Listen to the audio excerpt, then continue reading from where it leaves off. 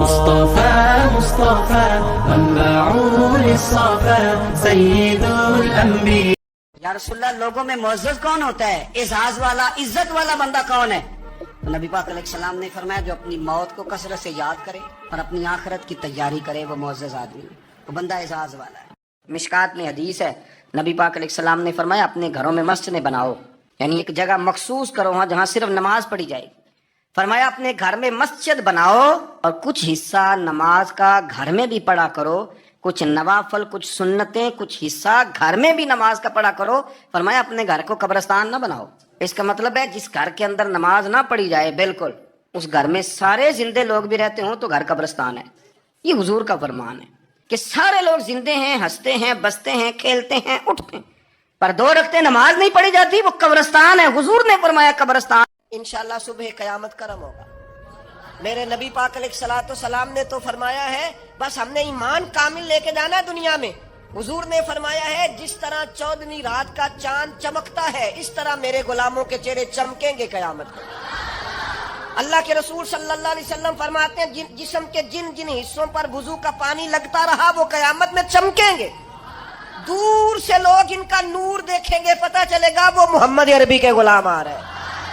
یہ کرم ہوگا صبح قیامت، یہ عطائیں ہوں گی. حضور فرماتے ہیں بہت لمبا تم نہ بھی نہ رونا، اگر مکھی کے یا مچھر کے پر کے برابر بھی تمہارے آنسو نکل گئے نا. شرط یہ ہے نکلے ریاکاری کے لیے نہیں، نکلے اللہ کی رضا کے لیے، اس کی خشیت میں نکلے. فرمایا اگر مکھی کے پر کے برابر بھی تو رو پڑا تو اللہ تعالیٰ تیرے لیے دوزخ سے آزادی لکھ دے گا. ہر ایک کی قسمت میں حضور نے عزت لکھی. کہا باپ راضی ہو گیا تو رب راضی ہو گیا.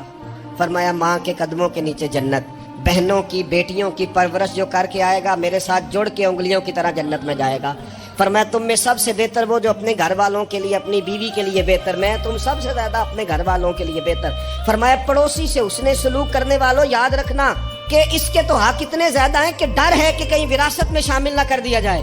نبی پاک علیہ الصلوۃ والسلام نے فرمایا جو بیوی صرف حاملہ ہو، حاملہ، اسے رب کی بارگاہ میں اتنا ہی اجر ملتا ہے جتنا تلوار لے کے جہاد کرنے والے کو ثواب ملتا ہے. اور جب اس کے ہاں بچے کی ولادت ہوتی ہے اللہ اسے شہید جتنا درجہ دیتا ہے. اور جب وہ بچے کو دودھ پلاتی ہے تو ایک ایک گھونٹ کے بدلے رب غلام آزاد کرنے کا ثواب عطا کرتا ہے. نبی پاک علیہ السلام نے فرمایا رب تو ان کی بڑی عزت کرتا ہے، ان کی بڑی. اور میرے نبی پاک نے فرمایا گناہگار مومن بھی جب دعا کے لیے ہاتھ اٹھاتا ہے تو اللہ فرماتا ہے فرشتوں اسے خالی نہ لوٹانا، مجھے شرم آتی ہے اسے خالی. پر تو اٹھاتا ہی نہیں، تو اسے مناتا ہی نہیں، تو کبھی لپٹا ہی نہیں، تو نے کبھی کہا ہی نہیں کہ یا اللہ آ میں تجھے لے جاؤں حضرت سعد بن ابی وقاص کے پاس.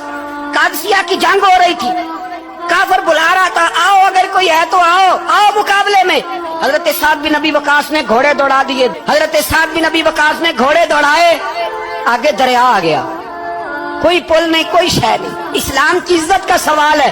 حضرت سعد بن ابی وقاص نے ہاتھ اٹھائے اور کہا اے اللہ اگر تو موسیٰ کی نافرمان قوم کو رستہ دے سکتا ہے تو تو ہمارے دلوں کو جانتا ہے، ہم تو اپنے رسول کے فرما بردار غلام.